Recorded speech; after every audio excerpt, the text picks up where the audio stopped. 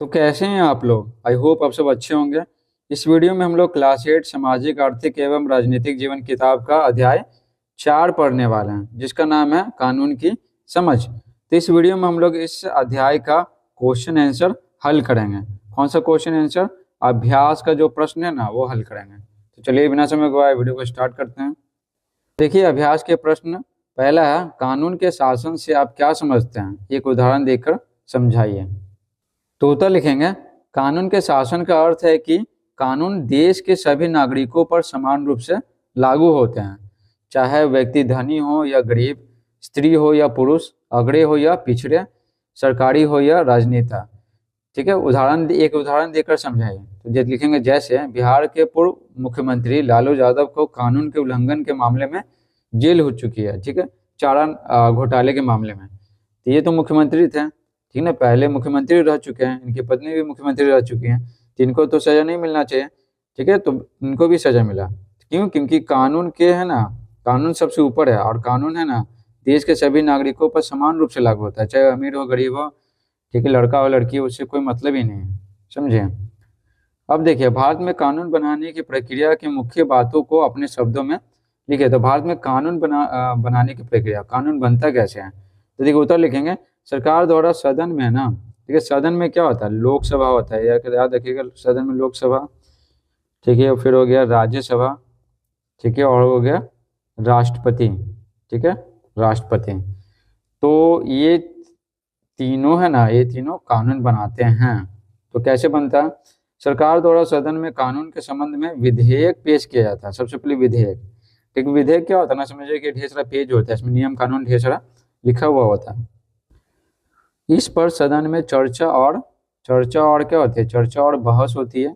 एक सदन से पारित विधेयक को दूसरे सदन में भेजा जाता है, और चर्चा बहस के बाद आवश्यक संशोधन के बाद उसे पारित कर दिया जाता है। फिर विधेयक को राष्ट्रपति के पास हस्ताक्षर के लिए भेजा जाता है। फिर सहमति, किसकी सहमति? राष्ट्रपति की सहमति के बाद विधेयक जो था ना, वो कानून बन जाता है। तो मान लेते हैं कि वो गया विधेयक क्या, लोकसभा में। तो लोकसभा में क्या हुआ? लोकसभा में चर्चा हुआ, फिर बहस हुआ, ठीक है, तो इससे पास होगा तो ये जाएगा क्या, राज्यसभा में जाएगा, और राज्यसभा से पास हुआ। ठीक है, मान लेते हैं बहस हुआ कि मान लेते हैं 10 गो नियम कानून है, तो उसमें से एक खराब है, तो फिर उसमें संशोधन होगा, फिर से पास कर दिया जाएगा राज्यसभा के द्वारा। अगर पास नहीं किया गया तो फिर राष्ट्रपति के पास जाएगा।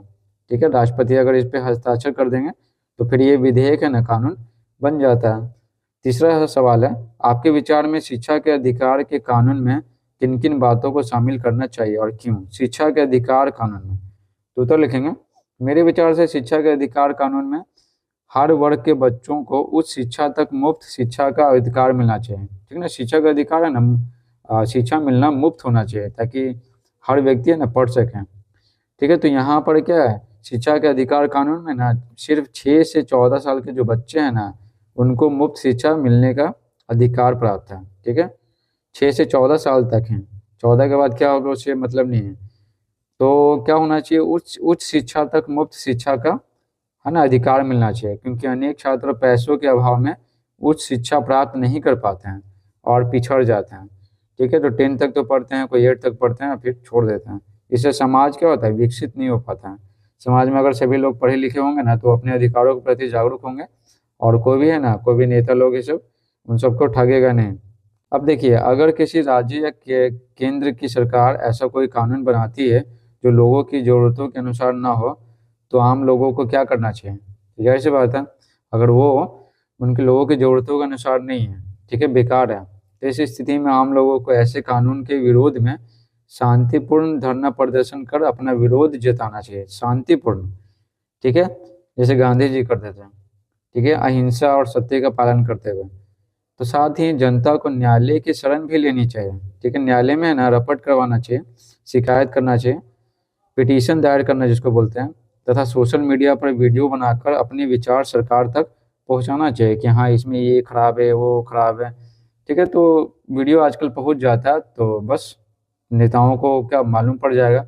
और एक किसी खास क्षेत्र में अगर हो रहा है, मान लेते हैं बिहार में हो रहा है, ठीक है, तो हाई कोर्ट जाएंगे। ठीक है, हाई कोर्ट वाले बात नहीं मानेंगे तो सुप्रीम कोर्ट जाएंगे, तो न्यायालय है ना, न्यायालय सरकार पे फटकार लगाती है, और ऐसे जो कानून है उसमें संशोधन करने के लिए दबाव डालती है। ठीक है, ये बात बोला गया। तो देखिए ये हो गया अभ्यास के प्रश्न हो गए ना, 4 को दिया हुआ था, है ना, 1 2 3 4। अब देखिए यहाँ पे थोड़ा बहुत दिया हुआ, जन्म मृत्यु पंजीकरण। जन्म मृत्यु पंजीकरण, और किसी व्यक्ति का जन्म होता है ना हॉस्पिटल में तो पंजीकरण कर दिया जाता है, और जन्म प्रमाण पत्र है ना बना दिया जाता है, किस तारीख को जन्म लिए हैं, कि कौन सा स्थान है। ठीक है। और इसका उपयोग है ना हम लोग विद्यालय में नामांकन कराने में कर सकते हैं, राशन कार्ड में नाम दर्ज करवाने में, वृद्धावस्था पेंशन प्राप्त करने में, बालिका समृद्धि योजना का लाभ लेने में। ठीक है। और टीकाकरण हो गया, ये सब चीज़ें तो समझिए कि ना कि बहुत सारी चीज़ों में ना इसका उपयोग किया जाता है। ठीक है। और मृत्यु जब होता है ना तो उसका भी पंजीकरण करवा लेना चाहिए कि कैसे कोई दुर्घटना में मृत्यु हुआ। ठीक है। और दुर्घटना में मृत्यु हुआ कि गिर के मृत्यु हो गया, ठीक है ना, बहुत सारे गड्ढा में तालाब में गिर के मृत्यु हो गया, तो मृत्यु होने पे ना मुआवजा मिलता है, समझे। और अगर उस व्यक्ति के पिताजी है ना, अगर उस व्यक्ति के पिताजी का अगर मृत्यु हो गया तो किसी कारणवश से, तो अगर मृत्यु पंजीकरण होता है ना, मृत्यु प्रमाण पत्र बनता है, तो फिर अनुकंपा के आधार पर नौकरी का दावा करने के लिए किया जा सकता है, तो फिर उसके बेटे बेटे को ना नौकरी मिलता है, समझे। तो इसको बोलते हैं अनुकंपा के आधार पे नौकरी मिलना। तो बस इस तरह से बहुत सारे उपयोग में आता है जन्म प्रमाण पत्र और मृत्यु प्रमाण पत्र। तो ये था दिया हुआ, इस प्रकार से पूरा चैप्टर समाप्त होता है। Thanks for watching.